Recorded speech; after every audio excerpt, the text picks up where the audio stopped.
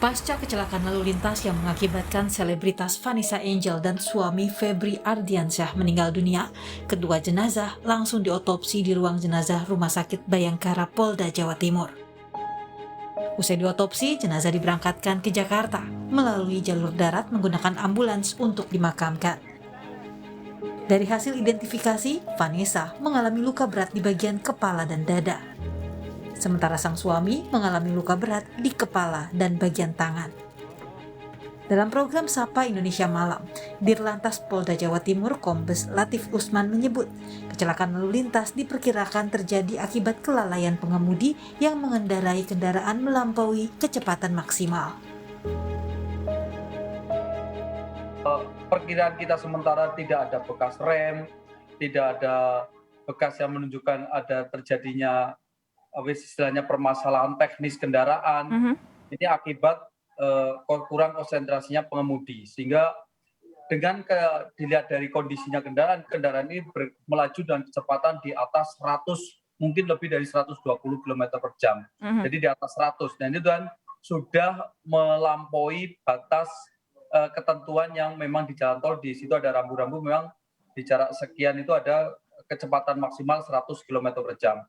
Nah, kenapa diperparah? Karena memang ini kendaraan ini membentur persis di ujung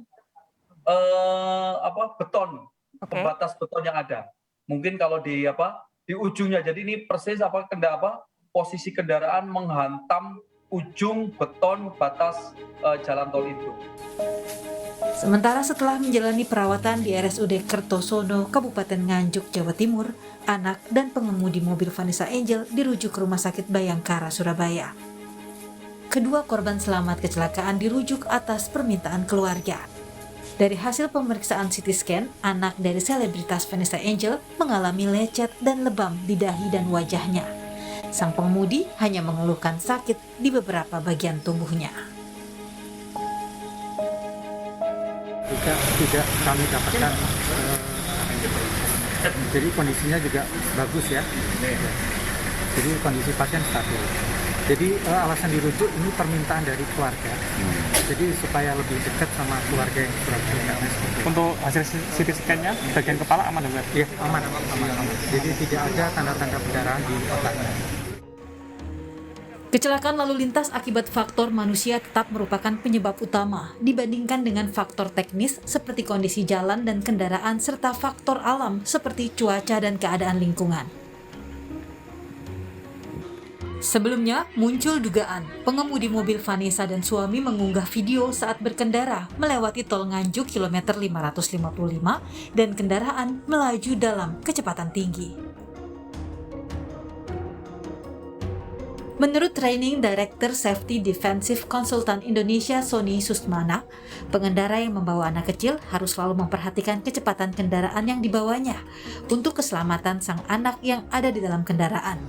Ketika ada anak kecil, kecepatan yang ideal adalah 60 hingga 80 km per jam. Selain itu, anak-anak juga diwajibkan duduk dengan car seat atau children seat mereka. Hal yang terpenting untuk keselamatan bersama adalah penggunaan safety belt yang wajib digunakan seluruh penumpang tanpa terkecuali. Polisi juga telah melakukan olah tempat kejadian perkara di kilometer 672 di Tol Jombang, Jawa Timur. Sebelumnya kecelakaan tunggal terjadi pada Kamis kemarin yang melibatkan 4 penumpang dan 1 sopir. Dari rilis Dirlantas Polda Jawa Timur, kecelakaan yang mengakibatkan tewasnya Vanessa Angel terjadi saat mobil melaju di Tol Jombang Mojokerto arah Surabaya, Jawa Timur. Setibanya di kilometer 673 plus 300A, kendaraan tiba-tiba menabrak beton pembatas kiri ruas tol. Akibatnya, mobil terpelanting, berputar arah dan berhenti di lajur cepat dalam keadaan rusak berat. Selanjutnya, mobil yang membawa Vanessa Angel bersama keluarga ketika mengalami kecelakaan saat ini berada di Polres Jombang. Mobil MPV putih ini mengalami kerusakan parah di bagian kiri depan hingga ke bagian tengah. Polisi akan melakukan penyelidikan terhadap pengemudi termasuk kelayakan kendaraan.